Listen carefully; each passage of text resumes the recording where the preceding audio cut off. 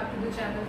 आज की वीडियो में हम डिस्कस करेंगे कोल्स इलेक्ट्रोलाइटिक मेथड। ठीक है, ऑलरेडी प्रिपरेशन ऑफ एल्केन्स के लिए मैं 3 वीडियो अपलोड कर चुकी हूँ। ठीक है, आज हम फोर्थ मेथड डिस्कस कर रहे हैं कि एल्केन्स को कैसे प्रिपेयर कर सकते हैं with the help of Kolbe's electrolytic method.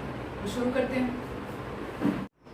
तो स्टार्ट करते हैं। देखो, एल्केन्स को प्रिपेयर करने के लिए हम ऑलरेडी 3 मेथड स्टडी कर चुके हैं। अब हम आज की वीडियो में देखते हैं कि कार्बोक्सिलिक एसिड से एल्केन्स को प्रिपेयर कैसे किया जा सकता है। ठीक है, तो देखो, जब आपको कार्बोक्सिलिक एसिड से एल्केन्स को प्रिपेयर करना होता है तो देयर आर 2 मेथड्स, 2 मेथड्स होते हैं। फर्स्ट होता है Kolbe's electrolytic method, Kolbe's electrolytic method, and other one is your decarboxylation reaction। ठीक है, इन दोनों ही मेथड से आप कार्बोक्सिलिक एसिड को एल्केन में कन्वर्ट कर सकते हैं। देखो, डीकार्बोक्सिलेशन का मतलब होता है D means removal and carboxylation means removal of carbon dioxide from the carboxylic acid. ठीक है, ये जो सेकेंड मेथड होता है ये हम आज की वीडियो में स्टडी नहीं करेंगे। आज की वीडियो में हम सिर्फ कोल्स इलेक्ट्रोलाइटिक मेथड को स्टडी करेंगे। ठीक है, इन दोनों में क्या होता है, इन दोनों मेथड्स के अंदर कार्बोक्सिलिक एसिड से आप एल्केन प्रिपेयर करते हो और दोनों में ही क्या होता है, आप CO2 को रिमूव करते हो। ठीक है, रिमूवल ऑफ कार्बन डाइऑक्साइड होता है। क्लियर? ओके।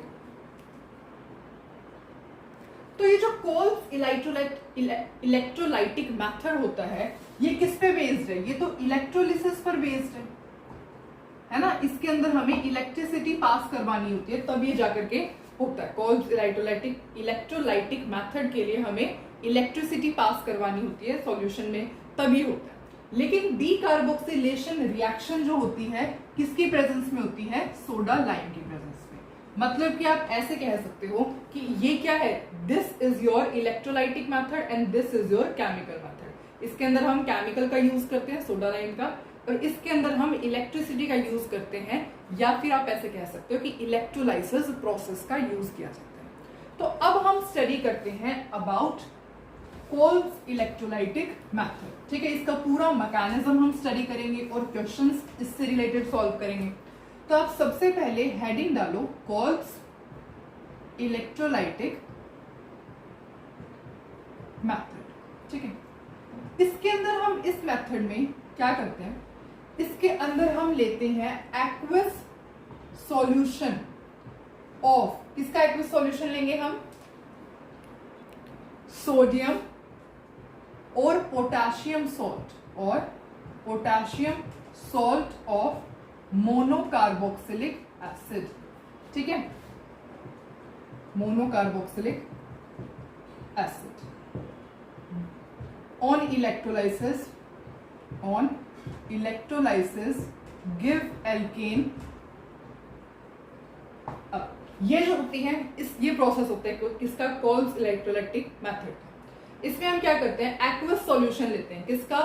सोडियम या फिर potassium salt of monocarboxylic acid. जब आप इसकी इलेक्ट्रोलाइसिस करते हो तो आपके पास एल्केन मिलता है, और एल्केन कौन सा मिलता है? जिसके पास even number of carbon atoms होते हैं। ठीक है, अब इसको देखें, इसकी रिएक्शन कैसे होती है। आपने क्या लेना है? सोडियम या फिर पोटेशियम सॉल्ट लेना है, किसका? मोनोकार्बोक्सिलिक एसिड का। तो या फिर आप RCOONA ले सकते हो। ये क्या है? सोडियम सॉल्ट है, किसका? मोनोकार्बोक्सिलिक एसिड का। या फिर आप RCOOK ले सकते हो। Na ले लिया, सोडियम सॉल्ट हो जाएगा ये। अगर आपने यहाँ पे पोटेशियम लिया तो ये क्या हो जाएगा? Potassium salt of monocarboxylic acid. ठीक है, आप इन दोनों में से कोई भी यूज कर सकते हो। जैसे ही आप इसकी रिएक्शन करवाते हो, सपोज हम सोडियम का सॉल्ट लेते हैं। ठीक है, तो जैसे आप इसकी रिएक्शन करवाओगे विद वाटर के साथ तो क्या रिलीज होता है? जो RR है मतलब कि एल्केन बनता है। क्या रिलीज होता है? साथ में कार्बन डाइऑक्साइड रिलीज होगी, साथ में NaOH रिलीज होता है, और साथ में हाइड्रोजन गैस रिलीज होती है। तो ये एक जनरल फॉर्म ऑफ इक्वेशन होती है किसके लिए? कॉल्स इलेक्ट्रोलाइटिक मेथड के लिए। यहां आपने Na लिया, यहां आप Na की रिप्लेसमेंट में K भी ले सकते हो, ठीक है। यहां आप सोडियम ले लो, पोटेशियम ले लो, ठीक है। तो सपोज हमने Na ले लो, K ले लो, जो भी आपका मन करे आप इस तरीके से सॉल्व करोगे। कैसे? आपने 2RCONA, ये क्या है? This is your sodium salt of monocarboxylic acid. अब आपको पता है कैसे बनता है? देखो ये क्या होता है? RCOH क्या होता है? कार्बोक्सिलिक एसिड होता है। कार्बोक्सिलिक एसिड होता है, ठीक है। अब आपने सपोज Na का लिया, तो यहाँ पे आपने क्या है? NaOH। जब ये दोनों कंबाइन करते हैं तो what they will give? They will give RCOONA, ठीक है। तो ये इस तरीके से प्रिपेयर होता है। और ये क्या बन गया आपका? ये बन गया sodium salt of monocarboxylic acid. यहाँ पोटेशियम लोगे, KOH ले लोगे, तो यहाँ पे potassium salt of monocarboxylic acid, ठीक है। तो जैसे ही आप सोडियम या फिर पोटेशियम का सॉल्ट लेते हो मोनोकार्बोक्सिलिक एसिड का, उसकी रिएक्शन करवाते हो वाटर के साथ, तो क्या बनता है? Alkane, carbon dioxide gas release होती है, NaOH बनता है और यहाँ पे हाइड्रोजन, ठीक है। सपोज आपने यहाँ पे ये R क्या है? R है कोई भी alkyl group, this is your alkyl group, ठीक है। तो सपोज आपने यहाँ पे एल्काइल, मैंने CH3 ले लिया, ठीक है। तो CH3 कैसे रिएक्शन हो जाएगी? CH3COONA प्लस में ट्वाइस ऑफ वाटर प्लस में क्या बनेगा? RR, मतलब कि ये है ना R, मतलब कि CH3 साथ में क्या रिलीज होएगा? कार्बन डाइऑक्साइड, साथ में क्या? 2NaOH, और साथ में क्या रिलीज होगी? हाइड्रोजन गैस, ठीक है। यहाँ पे 2। ये जो है बैलेंस्ड इक्वेशन है इस फॉर्म की। अब यहाँ पे कोई भी एल्काइल ग्रुप ले सकते हो आप, इथाइल ले लो, प्रोपाइल ले लो, आपने मिथाइल लेकर के देख ही लिया है, ठीक है। तो अब हम इसका मैकेनिज्म स्टडी करते हैं इस रिएक्शन का। देखो, अगर हम सबसे पहले कुछ फीचर स्टडी करेंगे कॉल्स इलेक्ट्रोलाइटिक मेथड के, तो पहले ये देख लेते हैं।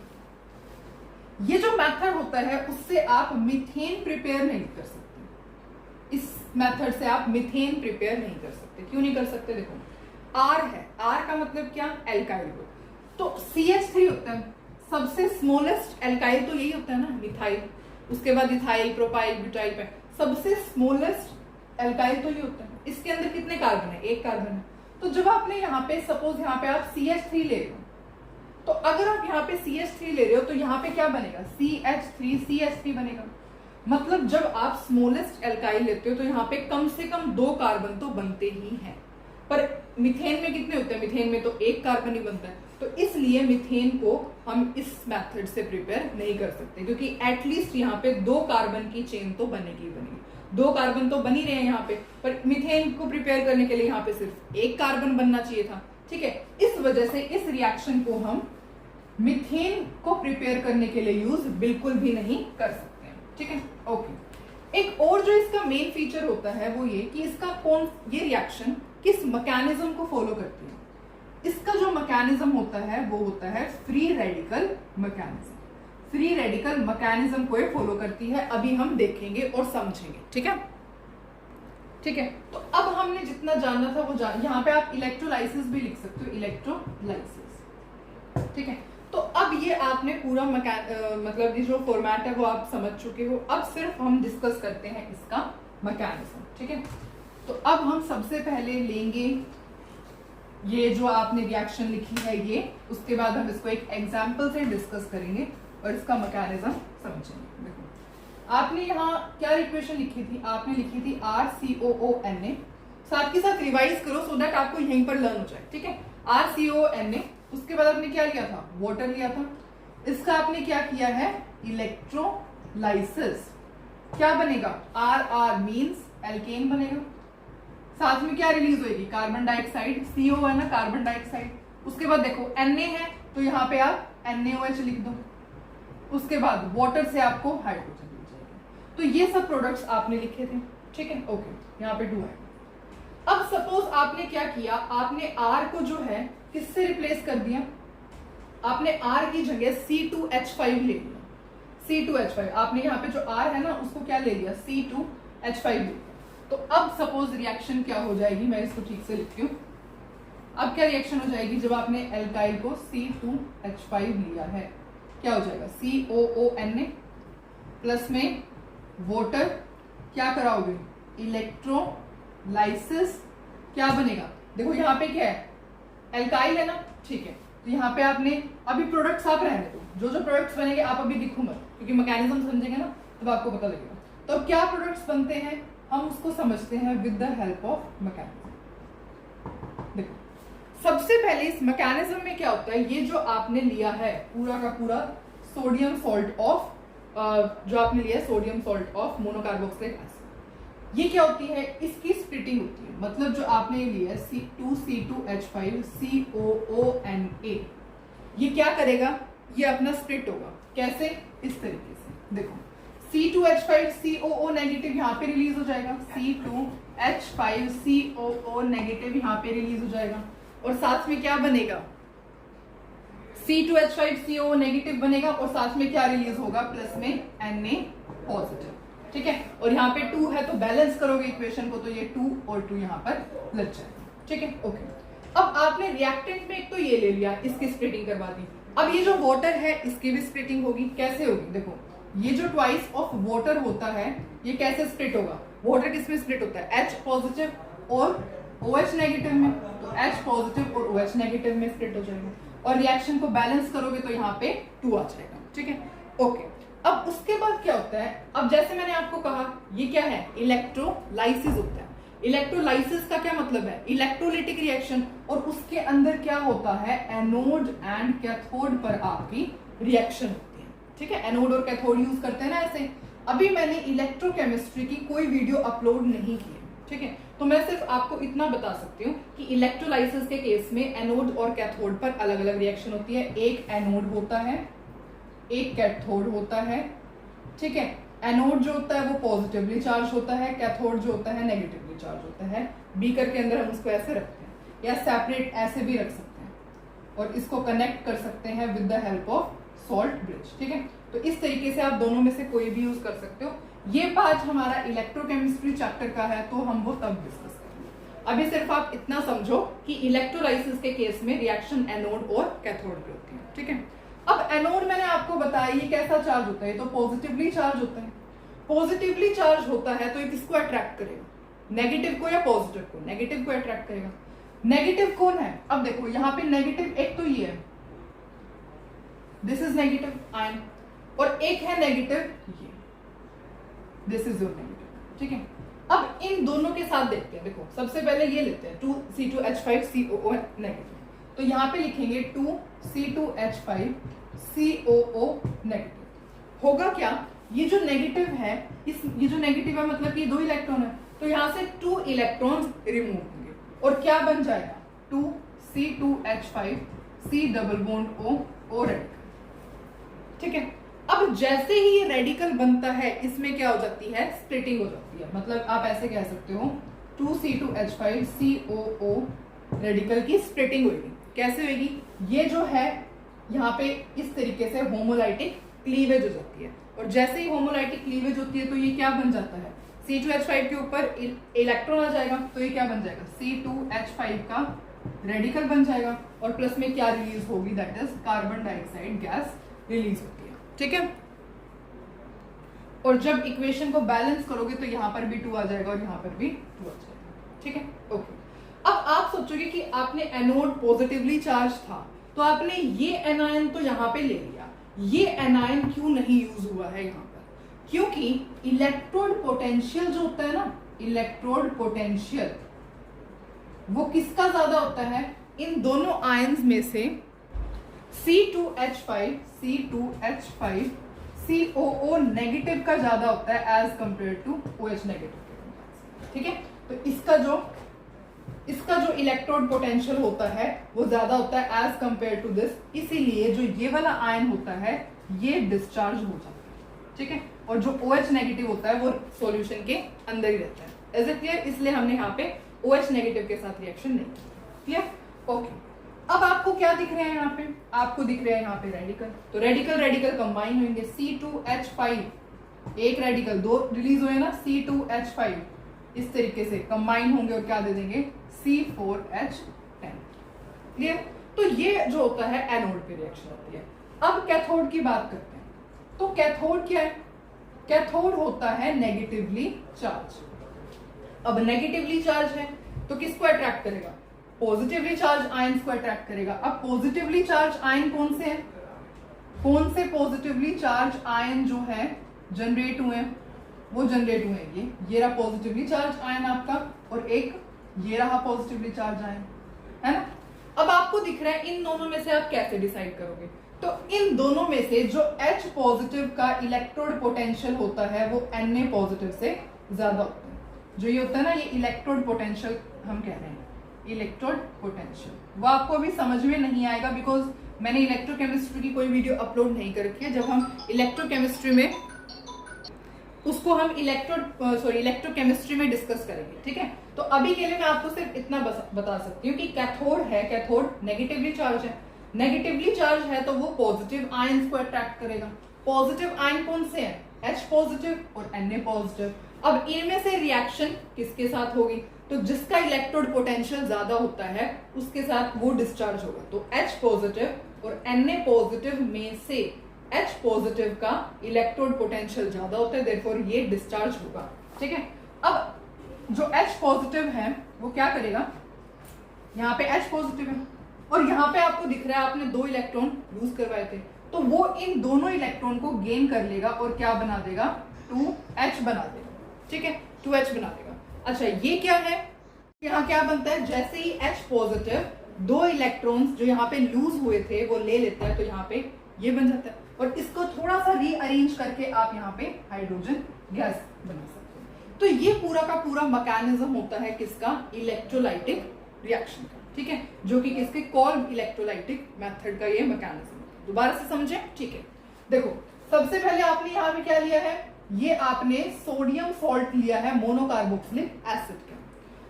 जो अब आप ये बात ध्यान रखोगे कि अभी के अभी आप ये जो सारी चीजें हमने डिस्कस की है लर्न कर लोगे, ठीक है। मतलब देखो हम एक दो बार डिस्कस कर लेते हैं। आपने ये क्या लिया, this you have taken sodium salt of monocarboxylic acid, ठीक है। इसको आपने क्या करवाई, स्प्लिटिंग करवाई। जैसे ये इक्विलिब्रियम सेट होगा तो ये क्या हो जाएगा, इसके ऊपर क्या आ जाएगा, नेगेटिव चार्ज, इसके ऊपर पॉजिटिव चार्ज, ये पॉजिटिव चार्ज आ गया, नेगेटिव चार्ज, ठीक है, ओके। उसके बाद क्या होगा, ये रिएक्टेंट था, ये भी तो रिएक्टेंट है, इसकी भी तो होगी। फिर ये जो वाटर है वो एज ए स्प्लिट हो जाएगा, H पॉजिटिव और 2OH नेगेटिव, ठीक है। अब आपको पता है कोल्स इलेक्ट्रोलाइटिक मेथड है। इलेक्ट्रोलाइटिक का क्या मतलब होता है, एनोड और कैथोड पर रिएक्शन होगी। अब आपको पता है एनोड जो होता है वो पॉजिटिवली चार्ज होता है। पॉजिटिवली चार्ज से क्या होता है, ये किसको अट्रैक्ट करेगा, नेगेटिव चार्ज वाले आयंस को या पॉजिटिव चार्ज वाले आयंस को। ये पॉजिटिव चार्ज का है तो नेगेटिव चार्ज वाले आयंस को अट्रैक्ट करेगा, है ना। तो नेगेटिव चार्ज किसके पास है, इसके पास है एक तो, ठीक है, और एक है नेगेटिव चार्ज इसके पास, OH नेगेटिव के पास, जिसके ऊपर मैंने टिक लगाया, ठीक है। तो इन सब के, इन दोनों के पास क्या है, नेगेटिव चार्ज है। तो अब आप पूछोगे कि इस रिएक्शन इसी के साथ क्यों आई है, क्योंकि इसका इलेक्ट्रोड पोटेंशियल ज्यादा होता है। जिसका इलेक्ट्रोड पोटेंशियल ज्यादा होता है वो रिएक्शन में डिस्चार्ज करता है, ठीक है। तो OH नेगेटिव तो रिएक्शन में ऐसे ही रहेगा, पर ये जो है इसका डिस्चार्ज होगा। अब ये है अनस्टेबल स्पीशीज है, 2 इलेक्ट्रॉन इसमें से लूज हो जाएंगे। 2 इलेक्ट्रॉन जैसे ही लूज होंगे यहाँ पे क्या बन जाएगा, रेडिकल बन जाएगा। अब ये रेडिकल बना, इस रेडिकल की होमोलिटिक क्लीवेज होगी। कैसे, यहाँ से एक इलेक्ट्रॉन इस पे आएगा, एक इलेक्ट्रॉन इस पे आएगा, एक इलेक्ट्रॉन आएंगे, एक इलेक्ट्रॉन इस पे आ गया, एक इलेक्ट्रॉन इस पे आ गया, तो क्या हो जाएगा, यहाँ पे बॉन्ड बन जाएगा, ठीक है। तो इस तरीके से एक क्या बन जाता है आपका, कार्बन डाइऑक्साइड गैस रिलीज हो जाती है, और यहाँ क्या बन जाता है आपका 2 C2H5 के रेडिकल बन जाते हैं। अब ये रेडिकल है, कंबाइन कर जाएंगे, 2 C2H5 के रेडिकल कंबाइन करेंगे और क्या बना देंगे, C4H10, ठीक है। अब कैथोड है, कैथोड क्या है, नेगेटिवली चार्ज। नेगेटिवली चार्ज होने की वजह से किसको अट्रैक्ट करेगा, पॉजिटिव चार्ज वाले आयंस को। पॉजिटिव चार्ज किसके पास है, H पॉजिटिव के पास और 2Na पॉजिटिव के पास। इन दोनों में से रिएक्शन कौन करेगा, डिस्चार्ज कौन होगा, जिसका इलेक्ट्रोड पोटेंशियल ज्यादा होगा। H पॉजिटिव का इलेक्ट्रोड पोटेंशियल ज्यादा होता है, देयरफॉर ये डिस्चार्ज करेगा और this will remain as it is in the solution. तो जैसे H पॉजिटिव को 2 इलेक्ट्रॉन जो यहाँ पे लूज हुए थे वो दिखे, इसने कंबाइन किया इसके साथ, ये हाइड्रोजन 9, इसको रीअरेंजमेंट करके हम हाइड्रोजन को ऐसे लिख सकते हैं, ठीक है। तो this is all about the reaction. अब यहाँ पे प्रोडक्ट आपके कौन कौन से रिलीज हुए, एक आप देख रहे हो, देखो मैं ना एक बार रेड पेन से आपको बताती हूँ। So let me take the red pen, ठीक है। देखो एक आपका प्रोडक्ट बना है ये, एक आपका प्रोडक्ट बना है ये, C4H10। एक आपका प्रोडक्ट बना है हाइड्रोजन, ठीक है, आई थिंक आपको दिख नहीं रहा होगा पर मैं क्योंकि अभी चल नहीं रहा है, ठीक है। एक आपका प्रोडक्ट बना हाइड्रोजन, एक का क्या प्रोडक्ट बना है, एक आपका प्रोडक्ट बनी है कार्बन डाइऑक्साइड। ये क्या बना है, कार्बन डाइऑक्साइड। ओके, तो 3 प्रोडक्ट तो आप लिख लो एज इट इज, लिख देते हैं। एक बना आपका C4H10, एक बना आपका हाइड्रोजन, एक बना आपका कार्बन डाइऑक्साइड, और एक क्या बनेगा। अब आप अगर आपने नोट्स बनाए तो हमने यहाँ पे NaOH भी लिखा था। NaOH तो आपको कहीं दिख नहीं रहा है, पर मैंने आपको कहा था ना, आपने ये वाला और ये तो यूज ही नहीं किया है, ये दोनों आपने यूज ही नहीं किए है ना। मैंने कहा था ना, इन दोनों में से आपने नेगेटिव वालों में से एक ये ले लिया, ये अभी सॉल्यूशन में ही है, ये भी सॉल्यूशन के अंदर है, ठीक है। और पॉजिटिव वालों में से आपने यहाँ पे H पॉजिटिव ले लिया, तो ये भी सॉल्यूशन में ही है। तो Na और OH आपस में कंबाइन कर देंगे और क्या बना देंगे, 2NaOH। तो this is the whole mechanism of this reaction, ठीक है। ओके, ठीक है, तो इस तरीके से आपका ये मैकेनिज्म। तो अब आपने प्रोडक्ट्स तो लिख लिए हैं, ओके, वेल डन, आपने प्रोडक्ट्स अपने आप से बनाए हैं, ठीक है। अब मेरा सिर्फ ये क्वेश्चन है कि यार क्या यही एक एज अ मेजर प्रोडक्ट बनेगा और कुछ मेजर प्रोडक्ट नहीं बनेगा। तो आपको पता है कि इस यहाँ पे 2Na है, दिस इज 2Na। देखो, अब आपको पता है ये क्या है, यहाँ पे आपके पास रिलीज हुए हैं कौन से रेडिकल, C2H5 और C2H5 रेडिकल रिलीज हुए हैं। ये सेम रेडिकल्स हैं, क्या शो कर सकते हैं, डिसप्रपोर्शनेशन रिएक्शन, डिसप्रपोर्शनेशन रिएक्शन ये शो कर सकते हैं। इसके अंदर क्या होगा, अगर ये अपनी हाइड्रोजन इसे दे देता है तो क्या हो जाएगा, ये इसके पास हाइड्रोजन की कमी हो जाएगी, कैसे बन जाएगा, C2H4 बन जाएगा, और इसके पास एक हाइड्रोजन आ जाएगा तो ये क्या बन जाएगा, C2H6। तो C2H4 क्या होता है, C2H4 इज योर इथीन, और C2H6 क्या होता है, दैट इज इथेन। तो यहाँ पे इथेन और इथीन भी बन सकते हैं, but in small amount. Major product तो आपका C4H10 ब्यूटेन ही रहेगा, लेकिन ये दोनों भी बनेंगे क्योंकि ये क्या शो कर सकते हैं, डिसप्रपोर्शनेशन रिएक्शन शो कर सकते हैं, जिसके अंदर सेम रेडिकल का ऑक्सीडेशन होता है और एक का रिडक्शन होता है, ठीक है। ओके, इसका क्या हो रहा है, ऑक्सीडेशन हो रहा है, और इसका क्या हो रहा है, रिडक्शन हो रहा है, ठीक है। Gain of hydrogen, lose of hydrogen, oxygen, oxidation, और इसका रिडक्शन, ठीक है। ओके, तो ये भी इनके साथ जो है ये भी प्रोडक्ट्स बनेंगे, पर इन माइनर अमाउंट में बनेंगे, ठीक है। तो ये प्रोडक्ट्स भी बनेंगे, लेकिन ये थोड़े अमाउंट में बनेंगे, क्लियर। ओके, अच्छा, अब मेरा एक क्वेश्चन सिर्फ आपसे इतना सा है कि इसको बोलते क्या है, C2H5 COONA को क्या बोलते हैं, इसको हम कहते हैं सोडियम प्रोपेनॉइड, ठीक है। तो इसे हम ये कहते हैं सोडियम प्रोपेनॉइड। ओके, प्रोपेनॉइड क्यों, क्योंकि 1 कार्बन है और 2 कार्बन है, 2 + 3 सॉरी 2 + 1 3 कार्बन होते हैं, देखो इसको हम क्या कहते हैं, सोडियम प्रोपेनॉइड, ठीक है। अब हम एक और रिएक्शन स्टडी करते हैं, ठीक है। देखो, अब क्वेश्चन स्टडी करने से पहले आप ये सेंटेंस एक बार समझो। देखो, अब तक हम यूज कर रहे थे कि आपने क्या किया था, सिर्फ आपने कुछ इस टाइप का यूज किया था, R2RCOONA था। आपने यहाँ वाटर के साथ जब इलेक्ट्रोलाइसिस करवाई थी तो क्या प्रोडक्ट रिलीज हो रहे थे, RR 2 carbon dioxide 2NaOH plus में हाइड्रोजन, ये प्रोडक्ट आपके रिलीज हो रहे थे।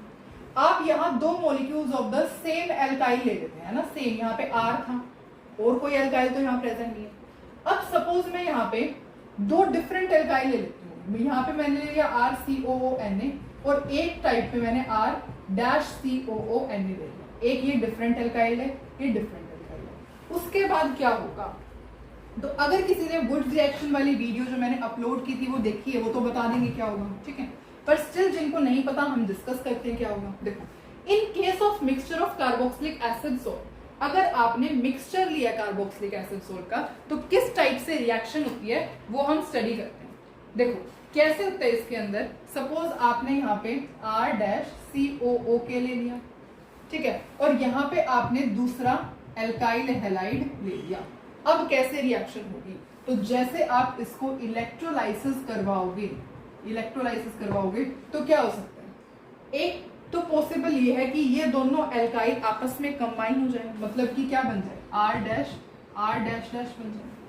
एक ऐसा भी हो सकता है ये खुद के रेडिकल के साथ कंबाइन कर जाए, मतलब क्या बन जाए, R डैश बन जाए। ये भी खुद के रेडिकल के साथ कंबाइन कर सकते हैं, क्या बन सकता है, R dash R dash dash. और साथ में आपको पता है ये क्या रिलीज होते हैं, 2NaOH प्लस में हाइड्रोजन प्लस में 2 ऑफ कार्बन डाइऑक्साइड, ये तो रिलीज होंगे, ठीक है। तो इस तरीके से जब आप दो डिफरेंट एल्काइल वाले सोडियम या फिर पोटेशियम के सॉल्ट लोगे कार्बोक्सिलिक एसिड के, तो इतने जितने भी पॉसिबल एल्केन होते हैं वो बन सकते हैं, ठीक है। यहाँ पे क्या हो सकता है, ये एल्काइल एक दूसरे के साथ कंबाइन कर सकते हैं, खुद के रेडिकल के साथ कंबाइन कर सकते हैं, खुद के रेडिकल के साथ कंबाइन कर सकते हैं, तो जितने भी पॉसिबल एल्केन्स होंगे वो बनते हैं। इससे रिलेटेड अब हम एक क्वेश्चन सॉल्व करते हैं। तो क्वेश्चन ये है, आपने कॉल्स इलेक्ट्रोलाइसिस करवानी है पोटेशियम प्रोपेनोइड की एंड पोटेशियम 3 मिथाइल ब्यूटेनोइड की, तो क्या मिलेगा देखते हैं। देखो क्या होता है, सबसे पहले पोटेशियम प्रोपेनोइड, पोटेशियम प्रोपेनोइड का मतलब होता है C2H5COO, ये होता है पोटेशियम प्रोपेनोइड। उसके बाद क्या होता है, पोटेशियम 3 मिथाइल ब्यूटेनोइड, मतलब कि पहले आपने लेने हैं 4 कार्बन लेने हैं, क्या है, पोटेशियम है, तो आपने Na नहीं लेना, यहाँ पे क्या लेना है, K लेना है, ठीक है। थर्ड पोजीशन पर मिथाइल अटैच करना है, 1 2 आई एम सो सॉरी, तो थर्ड पोजीशन पर क्या अटैच करना है, मिथाइल अटैच करना है। अब क्या करना है, ये बन गया पोटेशियम 3 मिथाइल ब्यूटेनोइड, तो क्या अटैच कर दो, बस अब हाइड्रोजन अटैच कर दो, ओके। C यहाँ पे H आ जाएगा, यहाँ पे 1, यहाँ पे 2 H आ जाएंगे, ठीक है, ओके। तो ये आपका जो है, ये हो गया आपका पोटेशियम प्रोपेनोइड और ये हो गया आपका पोटेशियम 3 मिथाइल ब्यूटेनोइड। क्या करवाना है, कॉल्स इलेक्ट्रोलाइसिस करवानी है। कैसे होती है, इन दोनों को ऐड करते हैं in the presence of water, और जब आप इलेक्ट्रोलाइसिस करवाते हो तो क्या बनता है ये बताना आपको, ठीक है। देखो अब आपने क्या ले लिया, अब आपको दिख रहा होगा यहाँ पे आपने डिफरेंट एल्काइल लिया है, यहाँ पे आपने डिफरेंट एल्काइल लिया है, इसका मतलब क्या है, मिक्सचर ऑफ एल्केन्स बनेंगे। कैसे बन सकता है, देखो या तो क्या हो, C2H5 का रेडिकल किसके साथ कंबाइन हो जाए, इसके साथ कंबाइन हो जाए, दैट इज CH2 CH3 और यहाँ पे CH3 इसके साथ कंबाइन हो जाए, या फिर ये खुद के साथ भी कंबाइन हो सकता है, मतलब C2H5 खुद के साथ भी कंबाइन हो सकता है, या फिर ये जो पूरा का पूरा रेडिकल है खुद के साथ भी कंबाइन हो सकता है, मतलब कि CH3 CH3 CH3 यहाँ पे CH2 खुद के साथ भी कंबाइन हो सकता है। समझे दोबारा से, देखो आपने क्या लिया, सबसे पहले दो आपने डिफरेंट पोटेशियम सॉल्ट लिए हैं मोनोकार्बोक्सिलिक एसिड के, वाटर ऐड करवाया, कॉल्स इलेक्ट्रोलाइसिस करवानी है, बात खत्म। क्या होता है, RR बनता है ना, प्रोडक्ट में RR बनता है। अब R, अभी हमने मैकेनिज्म देखा कि अगर दो डिफरेंट आप सॉल्ट लेते हो कार्बोक्सिलिक एसिड के, तो जितने भी पॉसिबल एल्केन्स होते हैं वो बनते हैं। तो पॉसिबल एल्केन क्या क्या हो सकते हैं, यहाँ पे ये R डैश है और यहाँ पे R डैश डैश है, तो एक प्रोडक्ट क्या बन सकता है, R डैश डैश, अभी आपने लिखा है, ठीक है, ये क्या है, R है और ये क्या है, R डैश डैश है, ये बन सकता है। एक क्या बन सकता है, R डैश बन सकता है, C मतलब C2H5 एक क्या बन सकता है, R डैश और R डैश डैश, ठीक है। तो ये एक दूसरे के साथ भी कंबाइन कर सकते हैं। तो 3 different type of alkanes are possible जब आप दो डिफरेंट लेते हो कार्बोक्सिलिक एसिड के सॉल्ट, ठीक है। तो अब आपको कुछ नहीं करना, सिर्फ आपने मेरे को प्रोडक्ट बताना है, क्या होगा, कंबाइन कर जाएंगे, दैट इज C2H5, यहाँ पे क्या आ जाएगा, CH2, उसके बाद CH3 ओके, और उसके बाद डायरेक्ट आपने क्या अटैच करना है, CH3, ठीक है। ये दोनों कंबाइन करेंगे तो क्या होगा, C4H10 बनेगा, और ये दोनों कंबाइन करेंगे तो क्या, ये यहीं पे कंबाइन करवा देती हूँ मैं, ये दोनों कंबाइन करेंगे तो ये बनेगा। तो ये क्या बना, एक बार बताना मुझे, देखो 1 2 3 4 5, दैट इज 2 मिथाइल पेंटेन, एक तो 2 मिथाइल पेंटेन बन गया। C4H10 क्या है, एक बन गया ब्यूटेन, और ये क्या है, देखो 1 2 3 4 5 and then 6, that is 2,5 dimethyl hexane. ये क्या बन गया 2,5 डाइमिथाइल हेक्सेन। तो आपने इतना बड़ा क्वेश्चन इजीली सॉल्व कर दिया। तो दोबारा से स्टडी करें। देखो, दो आपने डिफरेंट पोटेशियम सॉल्ट लिए कार्बोक्सिलिक एसिड के। आपने अभी देखा जब आप दो डिफरेंट पोटेशियम सॉल्ट लेते हो या सोडियम सॉल्ट लेते हो कार्बोक्सिलिक एसिड के, तो क्या होता है, ये एक दूसरे के साथ कंबाइन करेंगे, एक दूसरे के साथ कंबाइन करेंगे तो ये प्रोडक्ट बन जाएगा। खुद के साथ भी कंबाइन कर सकते हैं, खुद के साथ कंबाइन कर लिया, ये भी खुद के साथ कंबाइन कर सकता है। तो different type of alkanes are possible. Clear? तो अब ये दोनों क्वेश्चंस ट्राई करते हैं। इसके अंदर क्या है, अब आपने दिख गया कि दो डिफरेंट सोडियम सॉल्ट लिया आपने कार्बोक्सिलिक एसिड के, क्या होगा प्रोडक्ट आपको ऑलरेडी पता ही है। क्या बनेंगे, CH3 C2H5, CH3 radical plus में C2H5 रेडिकल। क्या हो सकता है एक दूसरा, CH3 CH3 रेडिकल खुद के साथ कंबाइन कर लें, या फिर C2H5 रेडिकल खुद के साथ कंबाइन कर लें। जब ये आपस में कंबाइन करेंगे तो यहीं पे मैं बॉन्ड बना देती हूँ, ये बन जाएगा। ये आपस में कंबाइन करेंगे तो ये बन जाएगा, ये आपस में कंबाइन करेंगे तो ये बन जाएगा।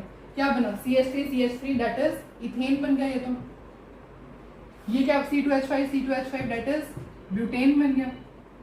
और ये क्या बना है, CH3 देखो CH2 एंड देन CH3, तो ये क्या बना है, प्रोपेन। तो इस तरीके से आपके पास तीन प्रोडक्ट्स आ जाते हैं प्रोपेन।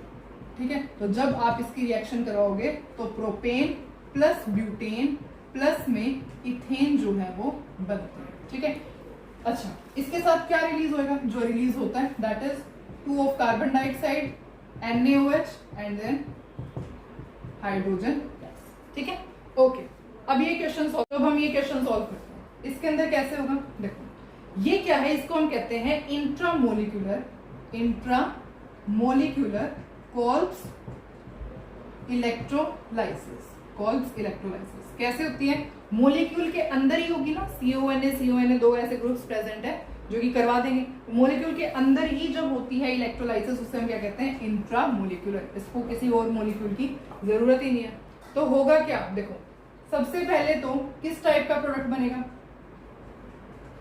इसके पास रेडिकल आ जाएगा, मैकेनिज्म के अकॉर्डिंग चलेंगे तो इनके पास रेडिकल आ जाएगा। ठीक है, तो ये क्या करेंगे, एक बॉन्ड तो यहां पर बन जाएगा। ओके, और क्या होगा, एक ऐसे भी तो हो सकता है कि ये आपस में कंबाइन कर ले, मतलब कि जो CH2 ये रेडिकल है और CH2 एंड देन CH2 एक ये रेडिकल है, तो आपस में भी तो ये कंबाइन कर सकते हैं, है ना। तो जैसे ही आपस में कंबाइन करेंगे तो ये रेडिकल हटेंगे, यहाँ पे बॉन्ड आएगा, रेडिकल यहाँ पे बॉन्ड आएगा। तो इस टाइप के दो प्रोडक्ट्स आपके पॉसिबल। एक तो देखो यहाँ पे CO नेगेटिव Na हटेगा, यहाँ पे बॉन्ड आएगा, ये हटेगा, यहाँ पे बॉन्ड आएगा। तो ये एक आपने प्रोडक्ट तो ऐसा बनाई है, इसे हम क्या कहते हैं, this is known as cyclopropane. ये क्या बना है, साइक्लोप्रोपेन बना। ओके, उसके बाद क्या हो सकता है, उसके बाद एक हो सकता है कि इसके आपस में रेडिकल कंबाइन कर जाए। तो जब इसके दो रेडिकल आपस में कंबाइन कर जाएंगे तो ये प्रोडक्ट बन जाएगा। ठीक है, तो इस तरीके से आप इंट्रामोलिकुलर कोल्ब्स इलेक्ट्रोलाइसिस करा सकते हो, मोलिक्यूल के अंदर ही जब प्रेजेंट होगी। एक तो यहाँ पे रेडिकल लिया, यहाँ पे रेडिकल लिया, दोनों को कंबाइन कर दिया तो ये प्रोडक्ट आ गया, है ना। अब इसके जब दो रेडिकल कंबाइन कर जाएंगे तो इस टाइप का प्रोडक्ट बन जाएगा। ओके, तो देखो अब आपने देखा कि आप किस तरीके से कार्बोक्सिलिक एसिड से एल्केन्स को प्रिपेयर कर रहे हो, है ना। आपने साइक्लो एल्केन भी प्रिपेयर किए हैं, आपने सिंपल एल्केन्स भी प्रिपेयर किए हैं। तो मैं आपको बताना चाहती हूँ कि इससे जो होते हैं ना sodium salt of carboxylic acid से एल्कीन और एल्काइन की प्रिपरेशन भी आप कर सकते हो। कैसे, देखते हैं। देखो सपोज मैं यहाँ पे एक रिएक्शन लिखती हूँ कुछ इस टाइप से, that is CH2 CONA and CH2 COONA। ठीक है, अब मैंने यहाँ मोलिक्यूल के अंदर ही CONA के दो ग्रुप्स अटैच करते हैं। जब आप इसकी क्या करवाओगे, इलेक्ट्रोलाइसिस करवाओगे in the presence of water, तो होगा क्या, मैकेनिज्म स्टडी करते हैं।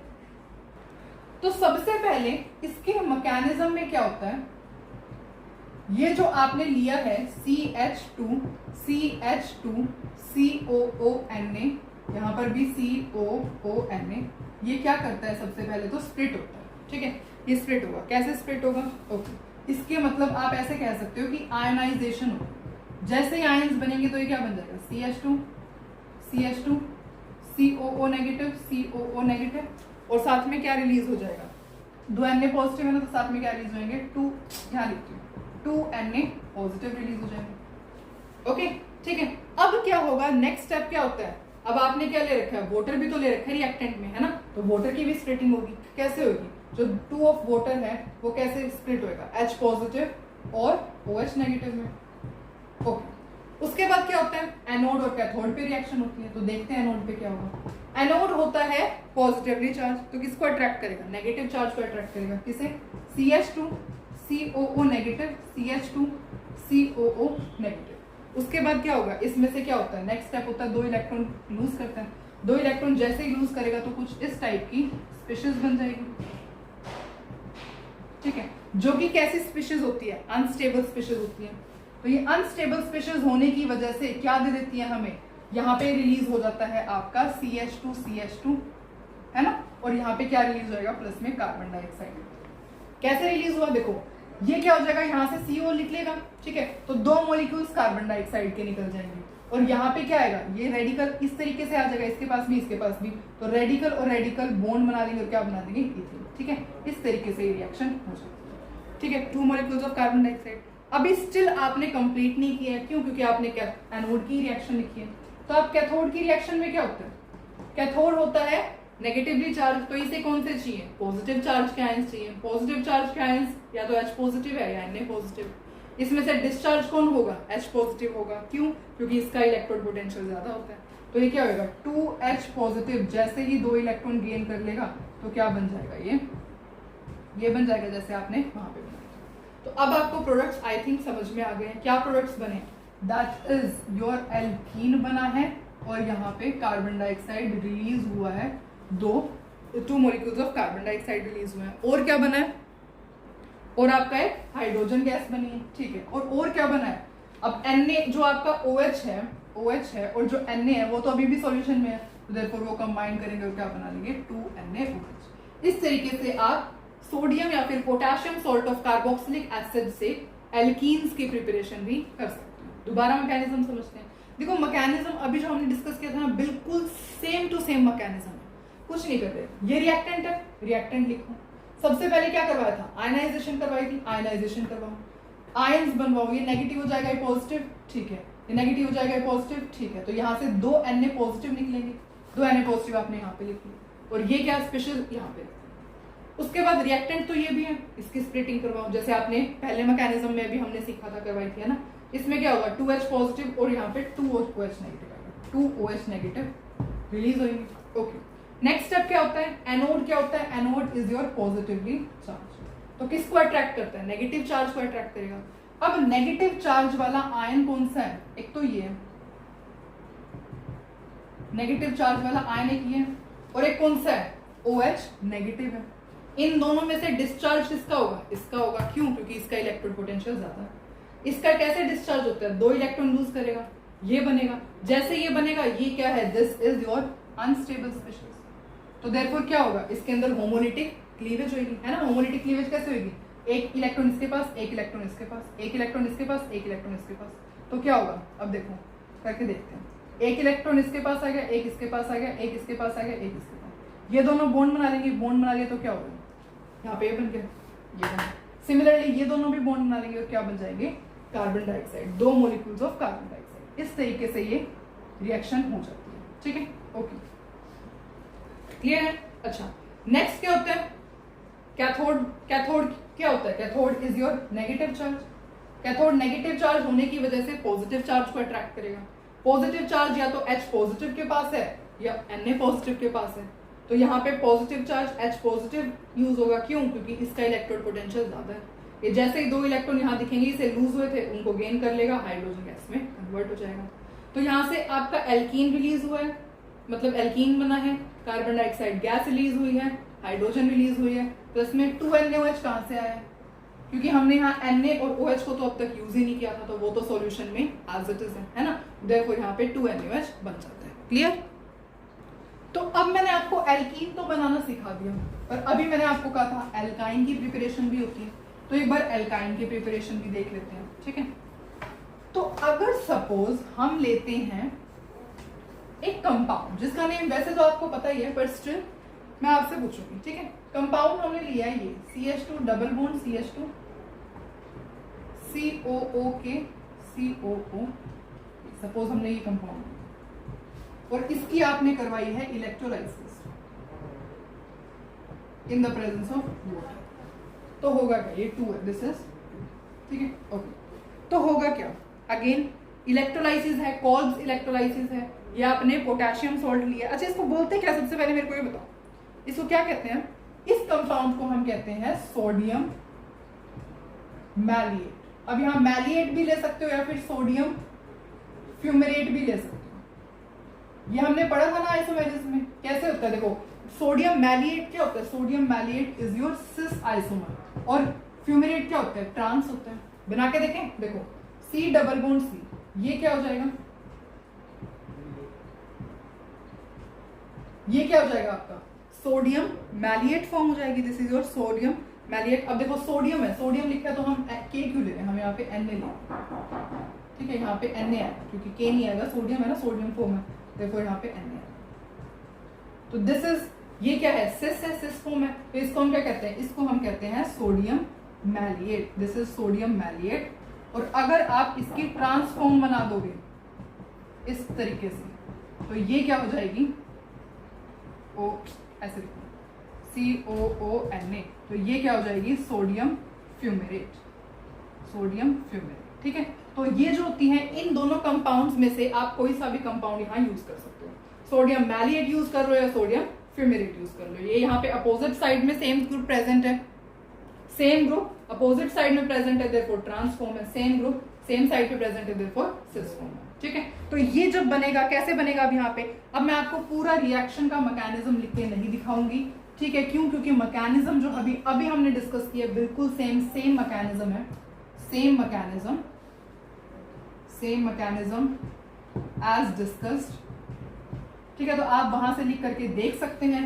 अब हम देखते हैं इसका प्रोडक्ट कैसे बनेगा। क्या होता है, यहाँ से रेडिकल हटेंगे, यहाँ से एक रेडिकल आएगा, बॉन्ड बनेगा, क्या बन गया ये क्या बना दिया आपने, यहाँ से हाइड्रोजन भी हटेगा, क्या बन जाएगा ये एल्काइन, ठीक है। तो यहाँ से क्या बन जाता है, इस तरीके से एल्काइन की फॉर्मेशन होती है। और साथ में क्या रिलीज होता है, जो आप करवाते हुए रिलीज, 2 कार्बन डाइऑक्साइड प्लस में हाइड्रोजन गैस प्लस में 2 NaOH। तो this is the formation of alkyne. तो दिस इज द रिएक्शन। आप इसको एज अ होमवर्क में सॉल्व करोगे और मुझे कमेंट सेक्शन में इसका आंसर लिख के जरूर दिखाओगे, ठीक है। तो आई होप आपने स्क्रीनशॉट ले लिया।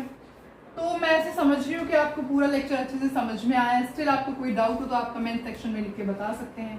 Thank you so much for watching the video. मिलते हैं नेक्स्ट वीडियो में। Till then take care.